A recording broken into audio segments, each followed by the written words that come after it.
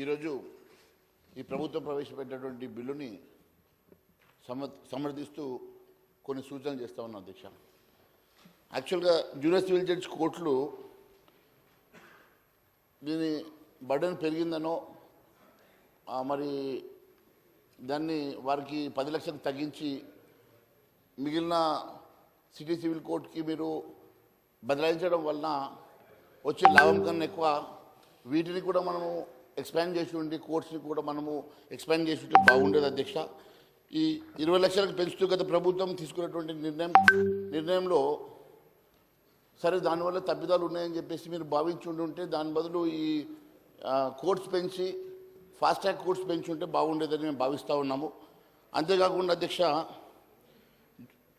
Junior civil కోర్ట్స్ని సంఖ్య చాలా దగ్గర సంఖ్య తక్కువగా ఉన్నాయి. అన్ని తాలూకా హెడ్ క్వార్టర్స్లలో సిటీ సివిల్ కోర్ట్స్ లేవు. కొన్ని ఇప్పుడు కొత్తగా ఏర్పడినటువంటి జిల్లాలలో కూడా కోర్టు భవనాలు కూడా లేక అద్దె భవనాలలో ఈరోజు కోర్టు నడుస్తున్నటువంటి పరిస్థితి మనం చూస్తూ ఉన్నాము.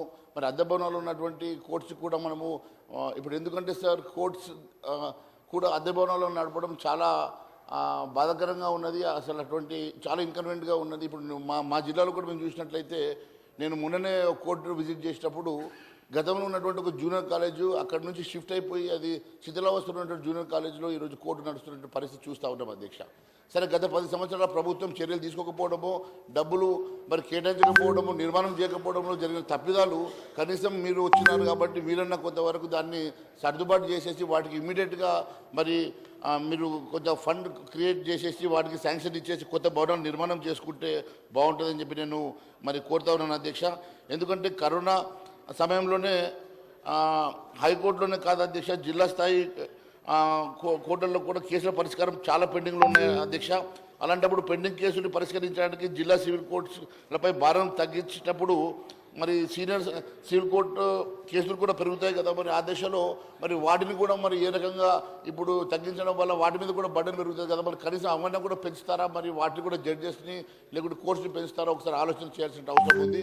మరి మేము ఈ బిల్లును సమర్థిస్తూనే మరి చేసినటువంటి సూచనలు దయచేసి ప్రభుత్వం పరిగణలోకి తీసుకోవాలని చెప్పి కోరుతా ఉన్నాను అధ్యక్ష. థ్యాంక్ యూ అధ్యక్ష.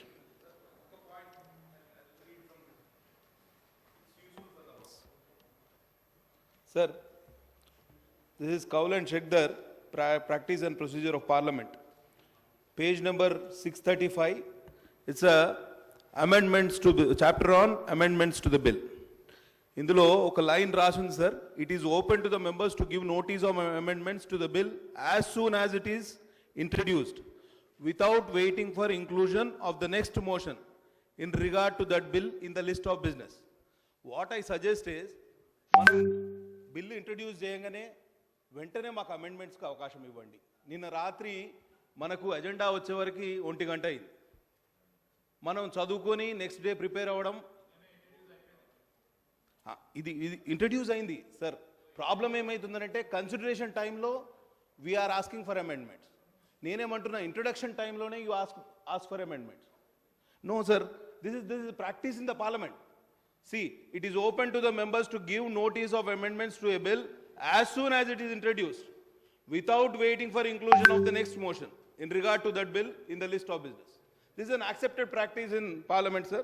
Kabatti ivala kuda oka billu amend the Telangana regulation of appointments. Idi ivala introduction, discussion as well as passage.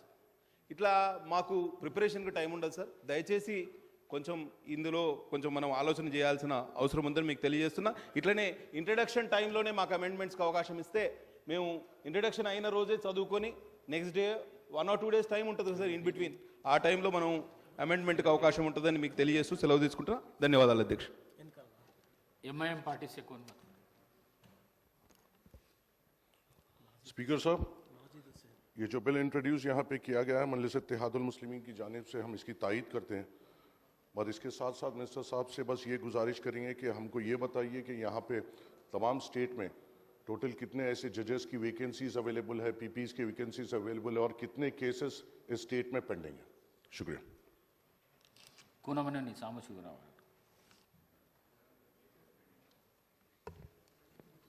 అధ్యక్ష, ధన్యవాదాలు. ఈ ద్రవ్య పరిధికి సంబంధించి ఈ బిల్లు ప్రవేశపెట్టారు. అది టెక్నికల్ అంశం కాబట్టి అటువంటి సవరణలు ఏమైనా ఉన్నప్పుడు బిల్లు అది అనివార్యం కాబట్టి ప్రవేశపెట్టారు. దానికి మేము ఆమోదం తెలియజేస్తా ఉన్నాము. ముఖ్యంగా